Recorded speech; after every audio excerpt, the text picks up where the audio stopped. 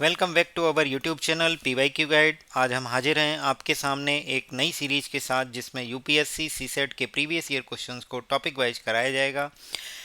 यह यूट्यूब पर पहली बार है कि टॉपिक वाइज क्वेश्चन सीसेट के अवेलेबल कराए जाएं, जिसमें permutation and combination and probability जो सबसे इंपॉर्टेंट टॉपिक है, सबसे पहले उसी की वीडियो लाई गई है। इसका पार्ट 1 हम देखेंगे। इससे सीसेट का डर खत्म होगा आपका। जहां शॉर्ट ट्रिक अप्लाई हो सकेगी वहां आपको शॉर्ट ट्रिक में बताया जाएगा कि कैसे इसको जल्दी कर सकते हैं, और साथ ही साथ ये दोनों ही भाषाओं में होगा, हिंदी और इंग्लिश। अपने दोस्तों के साथ शेयर करें जिससे कि वो भी सीसेट क्वालिफाई कर सकें और अपना ड्रीम आईएएस की पोस्ट पा सकें। हम देखते हैं परम्यूटेशन कॉम्बिनेशन एंड प्रोबेबिलिटी के टोटल 35 क्वेश्चंस हैं जब से 2011 में सीसेट इंट्रोड्यूस हुआ है और 2023 तक। सबसे पहला क्वेश्चन पार्ट 1 देखते हैं, इसके क्वेश्चन नंबर 4 को देखते हैं। ये यूपीएससी सीसेट 2023 सेट के क्वेश्चन नंबर 4 से लिया गया है। ये आपको बीच में रेफरेंस बता दिया जाएगा कि कहाँ से क्वेश्चन लिया गया है। राज है 10 pair of red shoes, red के 10 पेयर हैं, 10 इंटू 2 हो जाएगा मतलब 20। And 9 pair of white shoes, 9 into 2 हो जाएगा 18। And 8 pairs of black shoes, black मतलब 8 into 2 16। If he randomly picks shoes one by one without replacement, ये इंपॉर्टेंट वर्ड है, without replacement, from the box to get a red pair of shoes to wear, what is the maximum number of attempt he has to make. Hindi में देखते हैं। राज के पास एक डिब्बे में 10 जोड़े लाल जूते, 9 जोड़े सफ़ेद जूते और 8 जोड़े काले जूते हैं। यदि वह पहनने हेतु एक जोड़ा लाल जूता लेने के लिए डिब्बे में यादृच्छिक रूप से एक एक कर बिना उसे वापस रखे जूता निकालता है, तो उसे अधिकतम कितने प्रयास करने होंगे। क्वेश्चन में बोला गया है अधिकतम प्रयास। अधिकतम प्रयास का मतलब यह है हम ज़्यादा से ज़्यादा अपने अटैम्प्ट जो हैं वो फेल करेंगे। जैसे मैंने कहा, मैं जूते मतलब बॉक्स में बार बार हाथ डाल रहा हूँ, मुझे चाहिए रेड पेयर पहनने के लिए, बट निकल के क्या आ रहा है, सारे के सारे वाइट आ गए। फिर दूसरी बार जब मैंने दोबारा हाथ उसमें डाला बॉक्स के अंदर निकालने के लिए रैंडमली 1 बाई 1, तो सारे के सारे वाइट शूज बाहर आ गए। मेरी रिक्वायरमेंट फुलफिल नहीं हुई। मेरी रिक्वायरमेंट है कि मुझे रेड पेयर ऑफ शूज मिल जाए पहनने के लिए। अब मैंने देखा कि मेरे पास रेड पेयर 20 हैं, रेड पेयर 10 हैं, मतलब 20 शूज हैं। अब बॉक्स में केवल 20 शूज बचे हुए हैं। 20 शूज को हम निकालेंगे एक एक करके। अब हम इसकी वर्स्ट कंडीशन फिर से देखते हैं कि कैसे फेल हो सकता है। मैंने क्या किया, 10 शूज निकाले एक एक करके। वो सारे के सारे या तो लेफ्ट हैंड के आ गए या फिर राइट हैंड के आ गए। जैसे ही मैं अब बॉक्स में फिर से 10 शूज बचे होंगे, या तो राइट के बचे होंगे या लेफ्ट के बचे होंगे। अगर लेफ्ट के निकाल लिए होंगे पहली बार में तो राइट के बचे होंगे। अगर राइट हैंड के निकाल लिए होंगे तो लेफ्ट लेग वाले बचे होंगे। तो अब मैं जैसे ही एक बार और हाथ डालूंगा तो डेफिनेट सी बात है वो या तो लेफ्ट का होगा या राइट का होगा, डिपेंड करेगा हमने शुरुआत में क्या निकाला है। अगर हमने ये 10 शूज अगर लेफ्ट के निकाले तो ये लास्ट में जो 1 निकालेंगे वो राइट होगा। अगर ये राइट के निकाले तो ये 1 निकालेंगे तो लेफ्ट का होगा। इस तरीके से मेरे पास एक राइट का लेफ्ट का, इस तरीके से एक रेड पेयर ऑफ शूज राज के पास होगा पहनने के लिए। यही हमारे क्वेश्चन की रिक्वायरमेंट थी। यहाँ पे क्वेश्चन सॉल्व हो जाता है। इन सबको जब हम ऐड करेंगे तो इन सब का सम आएगा 45। मतलब 45 टाइम्स बॉक्स में हाथ डालना पड़ेगा 1 बाई 1 विदाउट रिप्लेसमेंट, तब जाके हमारे पास एक रेड पेयर ऑफ शूज आएगा। ये मैक्सिमम नंबर ऑफ अटेम्प्ट होंगे। क्लियर है। सबसे अधिकतम अटेम्प्ट होंगे जिसमें 45 बार हाथ डाला जाएगा जूता निकालने के लिए, तब राज के पास एक लाल पेयर ऑफ शूज, लाल जोड़ा जूते का मिल पाएगा पहनने के लिए। नेक्स्ट क्वेश्चन देखते हैं। कोई भी चीज़ क्वेश्चन समझ में ना आए तो उसको पीछे रिवर्स करके देखिए। मैं काफ़ी कोशिश कर रहा हूँ, काफ़ी मेहनत कर रहा हूँ आपके साथ कि इसके आपको समझ में आ जाए, जिससे प्रोबेबिलिटी और पीएनसी में आपका क्वेश्चन गलत ना हो, आपको सोचने का तरीका समझ में आ जाए। यहाँ से आप अपनी थिंकिंग डेवलप कर सकते हैं कि क्वेश्चन को कैसे सोचना है। In how many ways can a batsman score exactly 25 runs by scoring single run, 4 runs और 6 runs only, irrespective of sequence of scoring shots. ये यूपीएससी सीसेट 2023 क्वेश्चन नंबर 5 में पूछा गया है। कोई बल्लेबाज केवल एक रन लेते हुए चौके और छक्के मारते हुए कितने तरीकों से ठीक ठीक 25 रन बना सकता है, जबकि रन बनाने का कोई भी अनुक्रम हो सकता है। इस क्वेश्चन को दूसरे तरीके से ऐसे पूछा जा सकता है कि मेरे पास 25 रुपए हैं और एक 1 रुपए का कॉइन है, एक 4 रुपए का कॉइन है, एक 6 रुपए का कॉइन है। ऐसे कितने कॉम्बिनेशन बन सकते हैं कि मेरे पास 25 रुपए बन जाएं। ये सी सेट 2023 क्वेश्चन नंबर 5 से लिया गया है। अब हम देखते हैं कि कैसे करेंगे। इस तरीके के क्वेश्चंस में आपको क्या ध्यान रखना होगा कि जो सबसे मैक्सिमम है, मैक्सिमम क्या है, छक्का है, छठवा छक्का, छक्का चौका और सिंगल रन। जब मैं छक्के की बात कर रहा हूँ तो मैक्सिमम जो है उसको हम फिक्स करके फिक्स रखेंगे और आगे बढ़ेंगे। जैसे सिंगल रन, 4 रन और 6। क्लियर। मैंने क्या किया, एक केस लिया 6-0 है। अगर 6-0 है तो और 4 जो है कितने होंगे, 6 चौके 24 और 1। मैंने फिर 0 लिया, 4 एक बार कम किया तो ये कितने हो जाएंगे, 5 हो जाएंगे। 5 चौके 20, 5 25। अब हम देख रहे हैं यहाँ 4 का गैप आया, क्यों आया, क्योंकि यहाँ से मैंने -1 किया था। तो ऐसे ही मैं इसको -1 करते रहूँगा तो ये 4 आएगा, ये 3, ये 2 और ये 1। यहाँ कितना आ जाएगा, 1 और 4 5 और 4 9, 9 और 4 13, 13 4 17, 17 4 21। यहाँ तक आपको क्लियर है। यहाँ हम फिर देखेंगे कि हमारे पास क्या हुआ कि कितने केस ऐसे बन गए जिसमें छक्के 0 हैं, एक भी छक्का नहीं लगा। 1 2 3 4 5 6, ऐसे 6 केस बने हैं। अब मैं दूसरा केस देखता हूँ जिसमें मैं सिंगल, एफ और 6 को 1 फिक्स कर देता हूँ कि जो छक्का है वो हर बार एक ही छक्का लग रहा है, तो मैंने एक फिक्स किया। एक फिक्स करने के बाद मैंने 4 रन पे बात की, तो मैंने कहा 4 रन आप क्या करो, एक बार 4 चौके 16 ले लो। अगर आप इसको 5 लोगे तो 5 चौके 20 और 1 21, ऐसा भी हो सकता है, 5 चौके 20 और 1 21। बट हम उसको देखते हैं कि क्यों नहीं होगा, क्योंकि यहाँ से कितना हुआ, 6 हो गया।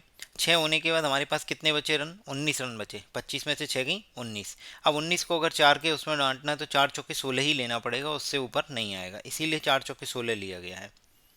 समझ में आया। यहाँ पे 6 क्यों लिया गया, क्योंकि ये 0 हो गया। 0 होने के बाद मैक्सिमम देखा गया 4 छक्का 24, अगर ये 7 ले लोगे तो 28 हो जाएगा, ऊपर चला जाएगा, इसलिए ये 6 लिया गया था। ऐसे ही 4 चौके 16, 16 और 6 22, 3 25। यहाँ तक क्लियर है। अब आगे आते हैं, ये एक फिक्स है।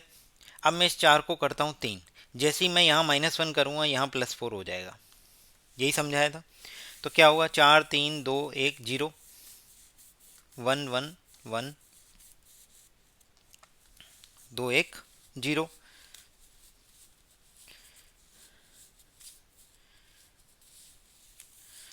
तो इसमें अब क्या करेंगे, 3 और 4 7, 7 4 11, 11 और 4 15। देखो 6 6 4 10, 10 और 15 25। यहाँ तक क्लियर है।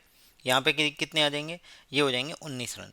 मैं यहाँ पे एक चीज़ भूल गया, वो मैं आपको बता देता हूँ, उसके लिए एक्सट्रीमली सॉरी।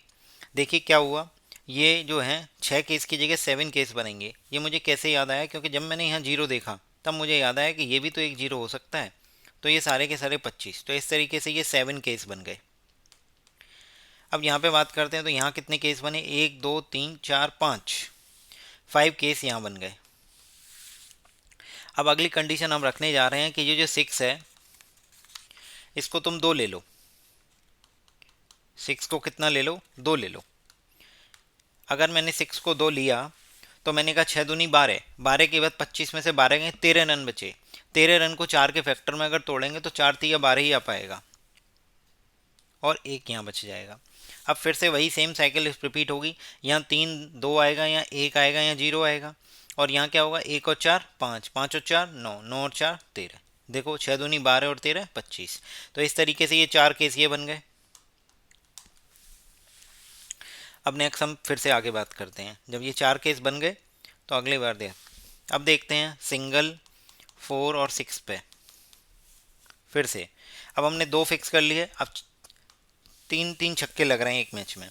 जब 6 3 18 कर दिए जाएंगे, 6 इंटू 3 18 कर दिए जाएंगे, तो बचेंगे कितने, 25 में से 18 गई 7। अब 7 को अगर 4 से देखना है तो आपके पास केवल एक ही ऑप्शन है, 4 एकन 4, तो ये बचेंगे कितने, 3। अब क्या होगा, अब मैं यहाँ पे क्या करूँगा, एक को करूँगा 0 तो ये +4 हो जाएगा, 3 और 4 7। देखो हर जगह बीच वाली में -1 हो रहा है, इधर वाली में +4 हो रहा है, क्योंकि एक माइनस करने से एक चौका माइनस हो रहा है, तो दूसरी तरफ सिंगल रन में 4 रन आपको बढ़ाने पड़ेंगे। क्लियर। तो ये 2 केस हो गए। फिर दूसरा एक और केस देखते हैं, सिंगल 4 और 6 का। ये 3 की जगह 4 ले लेते हैं तो 6 चौके 24। अब कितने रन बचे? 1 रन, तो 4 तो 0 ही होंगे, तो ये एक केस हो गया। तो इस तरीके से अब हम केस काउंट करते हैं कि ऐसे कितने केस बनेंगे जिस तरीके से 25 को छक्के चौके और सिंगल रन के टर्म्स में लिखा जा सकता है। तो 1 और 2 3, 3 और 4 7, 7 5 12, 12 7 19, तो इसका करेक्ट आंसर आ जाएगा 19। 19 केस ऐसे हैं जिनमें पॉसिबिलिटी है कि आप जो 25 रन हैं उनको सिंगल रन, 4 रन और 6 रन में कर सकते हो, तो इसका करेक्ट आंसर होगा 19। अगले क्वेश्चन की तरफ बढ़ते हैं। क्वेश्चन नंबर 6 है, there are 4 letters and 4 envelope and exactly 1 letter is to be put in exactly 1 envelope with the correct address. If the letters are randomly inserted into the envelope, then the consider the following statement. दो statement दिए गए हैं. It is possible that exactly one letter goes into an incorrect envelope. दूसरा दिया गया है, there are only 6 ways in which only 2 letters can go into the correct envelope. Hindi में देखते हैं। ये सी सेट 2023 के क्वेश्चन नंबर 6 सेटे से लिया गया है। 4 पत्र और 4 लिफाफे ठीक ठीक एक पत्र को सही पते वाले ठीक ठीक एक लिफाफे में डालना है। मतलब 4 पत्र हैं, 4 लिफाफे हैं, सबको उसके करेक्ट लिफाफे में डालना है जिससे सही एड्रेस पर पहुंचे। यदि पत्रों को लिफाफों में यादृच्छिक रूप से डाला जाता है तो निम्नलिखित कथनों यह संभव है कि ठीक ठीक एक पत्र गलत लिफाफे में जाए।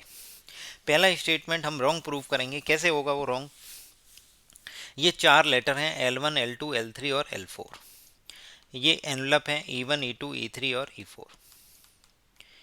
अगर हमारा एक एनवलप मतलब एक लेटर अगर गलत एनवलप में गया, मान लो L4 जो है E3 में चला गया, तो डेफिनेट सी बात है, ये बिल्कुल क्लियर है, बिल्कुल स्पष्ट है, जो कि आपको सामने दिख रहा है कि L3 को अब E3 में जाने का ऑप्शन नहीं मिला।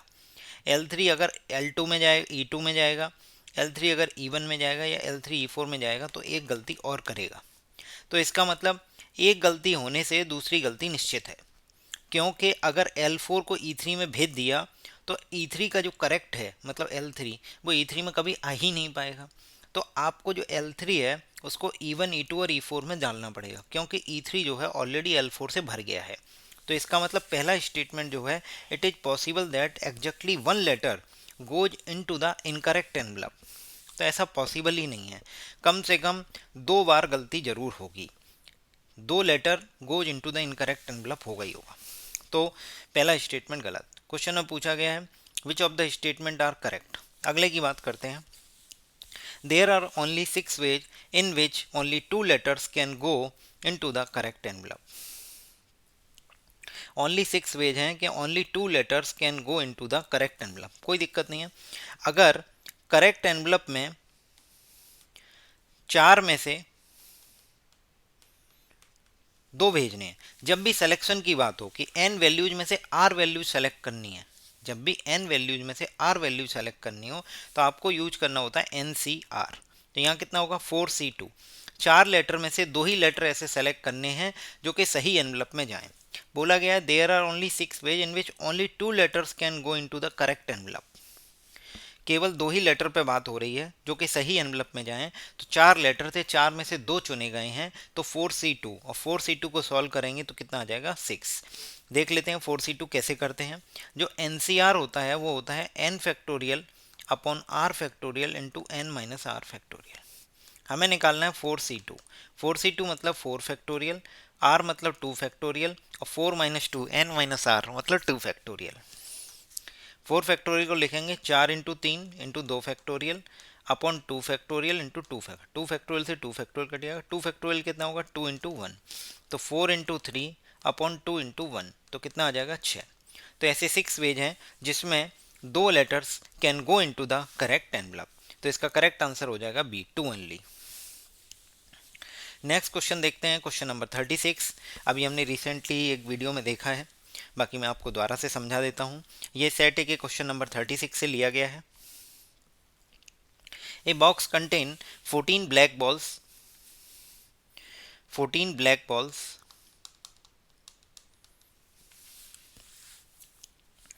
20 blue balls, 26 green balls and पढ़िए क्या दिया गया 28 येलो बॉल्स, 38 रेड बॉल्स। इस तरीके से ये बॉल्स दी गई हैं। अब हमें दो कंडीशन दी गई हैं, इन कंडीशन के बेसिस पे हमें बोला गया है कि आपको ये सब करना है। अब वो क्या करना है वो हम देखते हैं अभी कैसे रहेगा। ब्लैक बॉल जो है वो 14 है, ब्लू जो है वो 20 है, ग्रीन 26 है,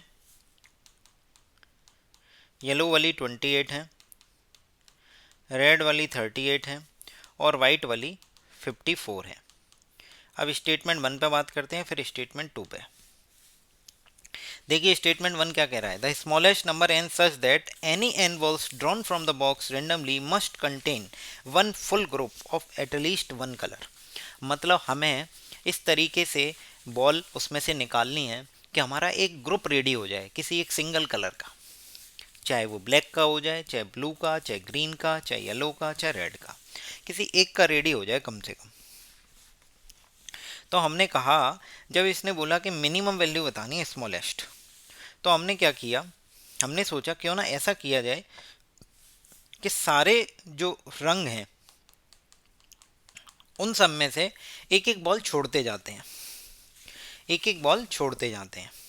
जैसे अगर ब्लैक 14 हैं तो ब्लैक 13 ले लो, ब्लू 20 हैं तो ब्लू ले लो 19, ग्रीन 26 हैं तो ले लो तुम 25, येलो 28 हैं तो ले लो 27, रेड 38 हैं तो 37, वाइट अगर 54 है तो 53।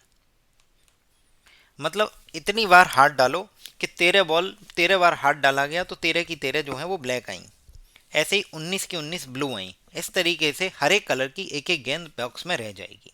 जब मैं इन सबको जोड़ता हूँ तो मुझे पता चलता है मैंने 174 टाइम्स 174 बार उसमें हाथ डाल दिया है बॉक्स में।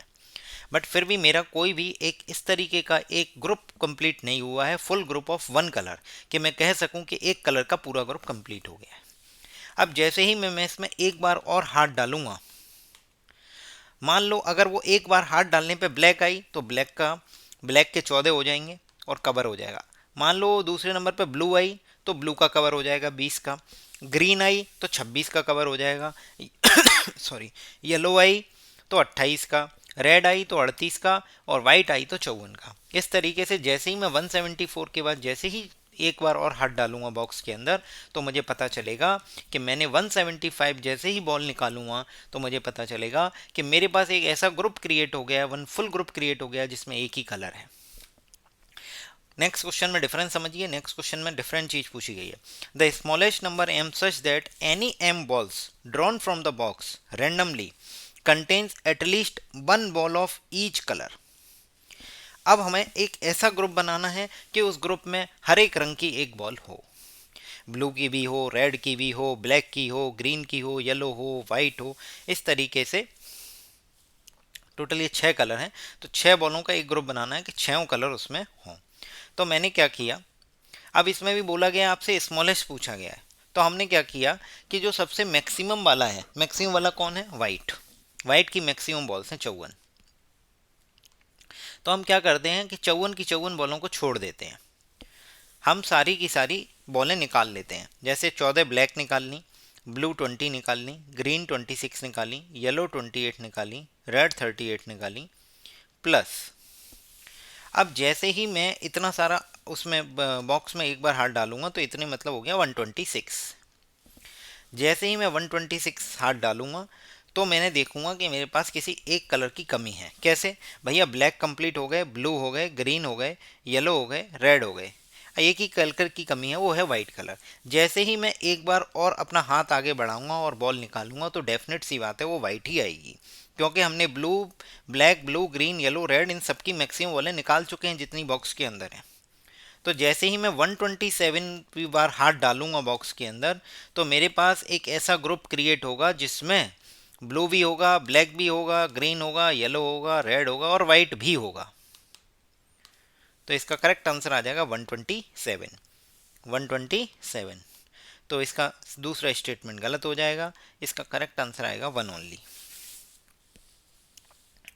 नेक्स्ट क्वेश्चन देखते हैं, question number 47। What is the sum of all 4-digit number less than 2000 formed by digits 1, 2, 3, 4 where none of the digits is repeated? एक 4 डिजिट का नंबर बनाना है जो कि 2000 से छोटा हो। 2000 से छोटा होने का मतलब ये हो गया कि उसका जो जो सबसे पहला अंक होगा वो 1 होगा, ये फिक्स हो गया। क्योंकि अगर 1 से बड़ा हो जाएगा मतलब 2 हो जाएगा तो 2000 से डेफिनेटली बड़ा होगा। 2 हो जाएगा तो 2000 से डेफिनेटली बड़ा होगा, तो वो नंबर क्या होगा, 1 होगा। उसके बाद हमसे ऑल 4 डिजिट नंबर बताने हैं। तो मेरे पास जब मैंने 1 फिक्स कर दिया तो मेरे पास डिजिट बची 2 3 4। क्या बची, 1। मेरे पास भरने के लिए अब डिजिट जो बची हैं वो 2 3 4 हैं। तो मैंने फिर क्या किया, मैंने कहा एक को फिक्स करके देखते हैं। 2 2 3 4 4 3 1 1, 2 की जगह 3 3 रख दो तो हो जाएगा 2 4 4 2 1 1 4 4 3 2 2 3। इस तरीके से हमने क्या किया कि इस नंबर को सबसे पहले फिक्स किया 2 पे। जब इसको इस नंबर पे फिक्स करेंगे 2 पे तो ये 3 4 और 4 3 हो सकता है। अगली बार मैंने इसको फिक्स किया 3 3 पे तो ये 2 4 या 4 2 हो सकता है। अगली बार मैंने फिक्स किया 4 4 पे तो ये 3 2 या 2 3 होगा। अब हमसे क्वेश्चन में क्या पूछा गया है ये भी देख लीजिए। क्वेश्चन में पूछा गया सम ऑफ ऑल 4 डिजिट नंबर्स, ये सारे के सारे नंबर 2000 से छोटे हैं, इन सब का सम पूछा गया है। तो जब मैं इसका सम निकालूंगा तो वो निकल के आएगा 7998। 7998 करेक्ट आंसर होगा ए। नेक्स्ट क्वेश्चन देखते हैं, question number 48। What is the number of selections of 10 consecutive things out of 12 things in a circle taken to the clockwise direction। क्या वो है, एक वृत्त के रूप में व्यवस्थित 12 वस्तुओं में से दक्षिणावर्त दिशा में 10 क्रमागत वस्तुओं को चयन करने की संख्या बताइए। ध्यान से सुनिए, ये 12 संख्या है, मतलब एक घड़ी है।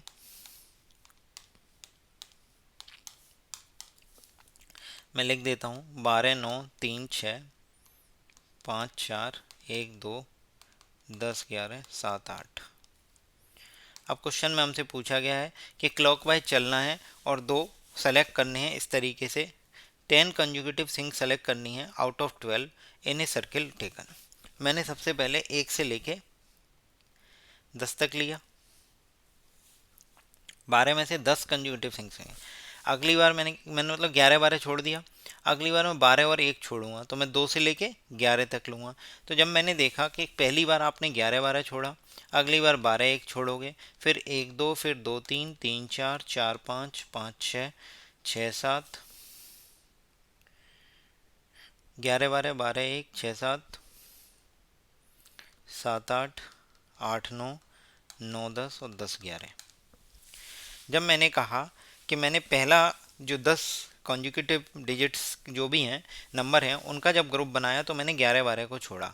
अगली बार मैं 12 1 को छोड़ूंगा, अगली बार 1 2 को, अगली बार 2 3 को, अगली बार 4 5 6 6 7 8, फिर 8 9, फिर 9 10। तो यहाँ से मुझे पता चला कि वो नंबर जो है वो कितने पॉसिबिलिटी हैं कि ऐसे कितने सिलेक्शन हो सकते हैं। तो 1 2 3 4 5 6 7 8 9 10 11 12। तो ऐसी टोटल 12 पॉसिबिलिटी ऐसी हैं कि हम एक सर्कुलर में 12 संख्याओं में से 10 कंज्यूटिव संख्याओं को निकाल सकते हैं 12 ऐसे बार। अगर यही क्वेश्चन ऐसा होता कि ये लीनियर लिखी हुई हैं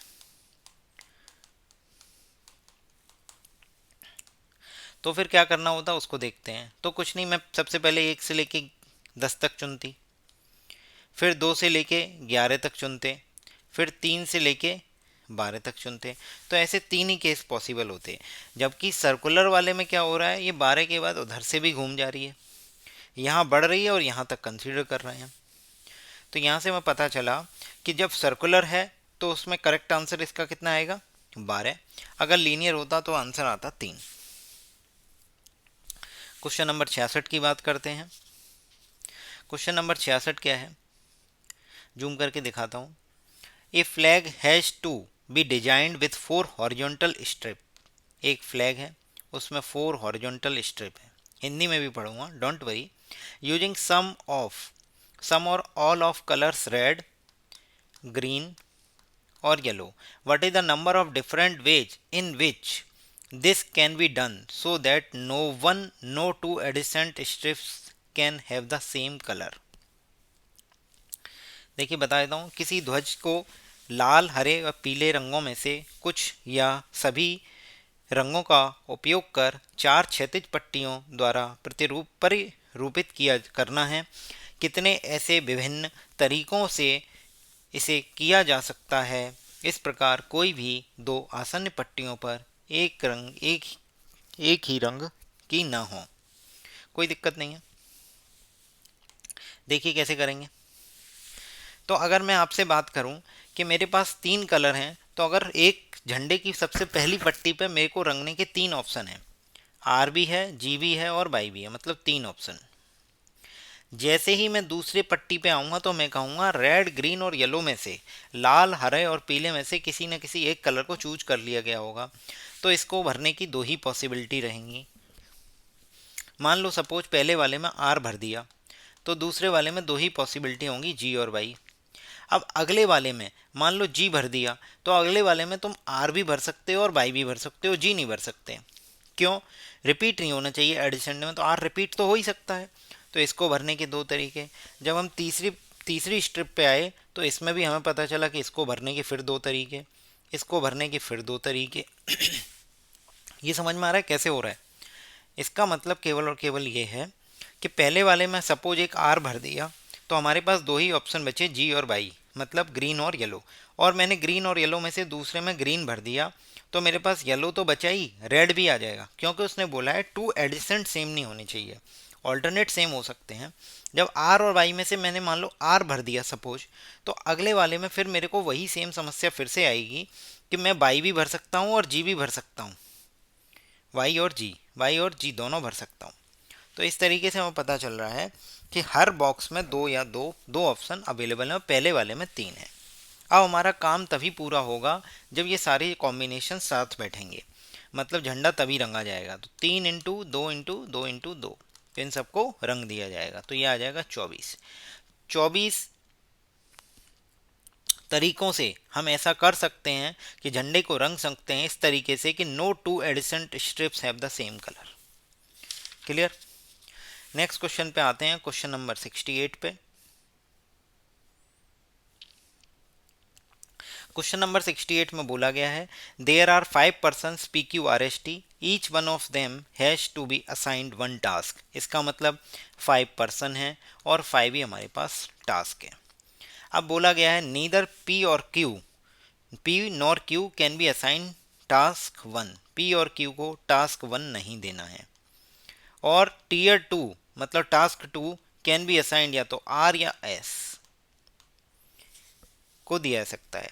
in how many ways can the assignment be done. PQRST 5 व्यक्ति हैं, जिनमें से प्रत्येक व्यक्ति को एक कार्य सौंपना है। ये देखो सेम कॉन्सेप्ट पे क्वेश्चन आ रहे हैं। ये हमने जो अभी कॉन्सेप्ट सीखा वही सेम कॉन्सेप्ट इसमें लगेगा। 5 व्यक्ति, प्रत्येक व्यक्ति को एक कार्य सौंपना है। कार्य 1 न तो P को न ही Q को सौंपा जा सकता है। कार्य 2 या तो R को या S को ही सौंपा जाना है। कार्य कितने प्रकार से सौंपे जा सकते हैं?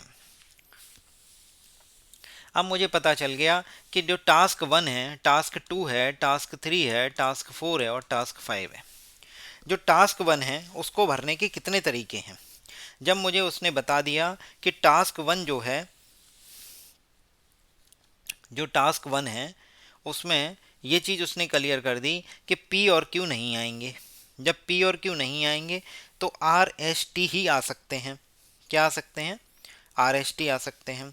उसके बाद फिर मैंने दोबारा इसको करने की कोशिश की। जो टास्क 2 है उसके लिए भी एक कंडीशन दी गई है। तो टास्क 2 के लिए कंडीशन दी गई है, टास्क 2 या तो R पे रहेगा या S पे रहेगा। तो मैंने कहा मान लो टास्क 2 R पे रहा या S पे रहा, तो ये कितने तरीके हो गए? 2 वेज। टास्क कंप्लीट करना, टास्क असाइन करना एक पूरा कंप्लीट हमारा टास्क है। तो अभी मैंने तो T2 को ही असाइन किया है। जब मैंने R और S इसको असाइन कर दिए, तो जब T1 में P और Q नहीं आ सकता तो हमारे पास दो ही ऑप्शन इसमें बचेंगे। अब अगर मैंने R असाइन कर दिया तो इसको भरने के S और T ऑप्शन बचेंगे, और अगर एस असाइन कर दिया तो इसको भरने के आर और टी ऑप्शन बचेंगे। मतलब इसके भी दो वेज हैं, इसके भी दो वेज हैं, या तो आर भर लो या टी भर लो, या एस भर लो या टी भर लो। अब हम तीसरे पे आते हैं। T3 T4 T5 पे कोई कंडीशन नहीं लगा रखी है।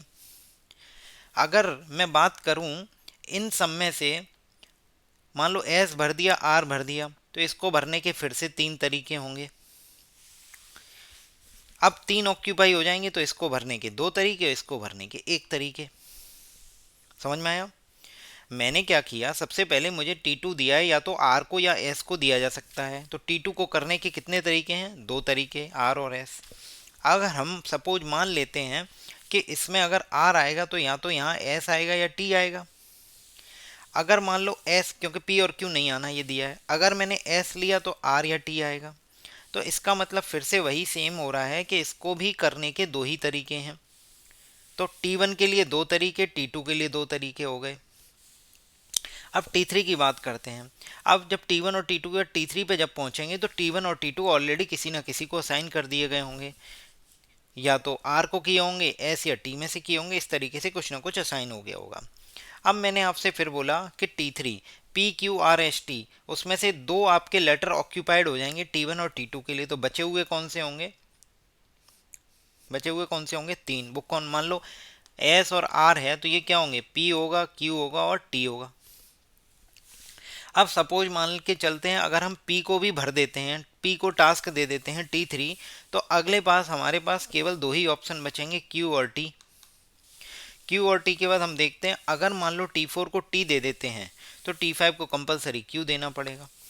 इसका मतलब T3 को करने के तीन तरीके हैं, T4 को करने के दो तरीके हैं और T5 को करने का एक तरीका है। अब ये सारे के सारा हमारा काम है कि सबको कुछ ना कुछ असाइन कर देना। तो जब हम इन सबको मल्टीप्लाई करेंगे 2 इंटू 2 इंटू 3 इंटू 2 इंटू 1, तब जाके हमारा आंसर आएगा। दो दूनी चार थी, 12 दूनी 24। तो 24 वेज होंगे कि हम एक असाइनमेंट दे सकते हैं इस तरीके से कि टास्क 1 P और Q को ना दिया जाए, टास्क 2 या तो R को मिले या S को मिले। क्लियर है? वीडियो पसंद आई हो तो लाइक करें, चैनल को सब्सक्राइब करें, अपने दोस्तों के साथ ज़रूर शेयर करें, जिससे कि वो भी सी सेट क्वालिफाई कर सकें, सी सेट का डर ख़त्म कर सकें। हम आपके लिए इसी तरीके से UPSC CSAT previous year question की टॉपिक वाइज सीरीज लाएंगे, और कोशिश हमारी रहेगी कि इस अप्रैल के महीने में ही हम इस सीरीज को एंड कर दें, ख़त्म कर दें, और आप मई में इसका रिवीजन कर लें। अपने दोस्तों के साथ ज़रूर शेयर करना मत भूलना। वीडियो पसंद आई हो तो लाइक करें, चैनल को सब्सक्राइब करें। Thank you so much.